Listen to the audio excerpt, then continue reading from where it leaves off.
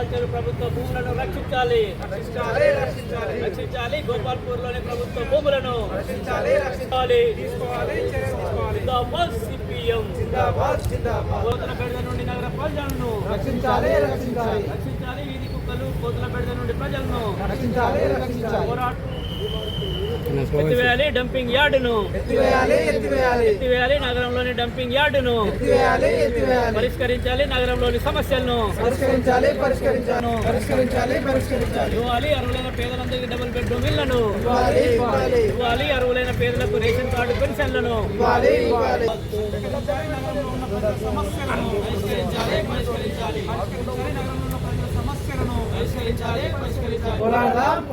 పోరాడదాం dumping yard ఎత్తివేసేంత వరకు ప్రజల అనారోగ్యానికి గురైన కానో కార్పోస్ చెత్తను వెంటనే తొలగించాలి.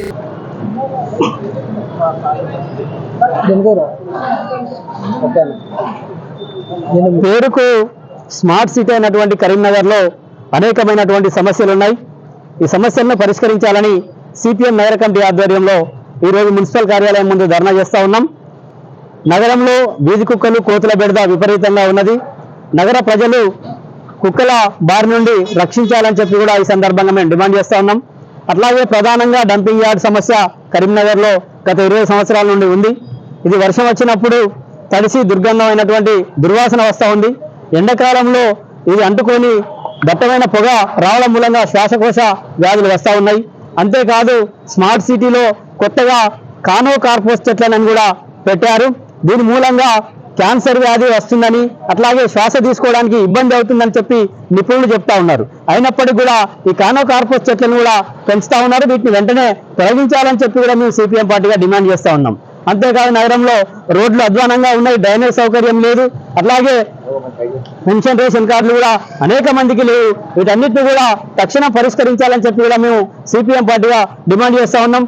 అలాగే రైల్వే ఓవర్ బ్రిడ్జి కూడా అనేక సార్లు రోజుకి 20 సార్లు రైలు గేటు వాడడం మూలంగా ప్రజలు తీవ్ర ఇబ్బందులు పడుతూ ఉన్నారు. ఉద్యోగస్తులు విద్యార్థులు కూడా అనేక ఇబ్బందులు పడుతూ ఉన్నారు. అంబులెన్సులు సైతం కూడా ఆ రైల్వే ఓవర్ బ్రిడ్జి పడడం మూలంగా కూడా ఇబ్బంది పడుతూ ఉన్నారు. అది ట్రాఫిక్ జామ్ అయి వెంటనే దాన్ని రైల్వే ఓవర్ బ్రిడ్జ్ పనులు కూడా వేగవంతం చేసి తొందరగా పూర్తి చేయాలని చెప్పి కూడా ఈ సందర్భంగా మేము డిమాండ్ చేస్తూ ఉన్నాం.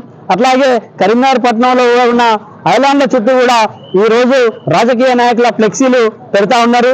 కమ్యూనిస్టు పార్టీలు కావచ్చు, పోరాట పార్టీలు తోరణాలు కట్టి ఫ్లెక్సీలు కానీ జెండాలు పెడితే ఒకే రోజు నుంచి మళ్ళీ తొలగిస్తున్నటువంటి మున్సిపల్ అధికారులు మరి ఈ రోజు అధికార పార్టీకి సంబంధించినటువంటి ఫ్లెక్సీలు పెడతా ఉంటే యథేచ్ఛగా పెడతా ఉన్నా కూడా చూసి చూడనట్టుగా వ్యవహరిస్తున్నటువంటి పరిస్థితి ఉంది. నగరంలో కూడా ఇంకా పందులు స్వేత విహారం చేస్తూ ఉన్నాయి. అట్లాగే త్రాగునీటి సమస్య కూడా 2 రోజులకు ఒకసారి వస్తున్నటువంటి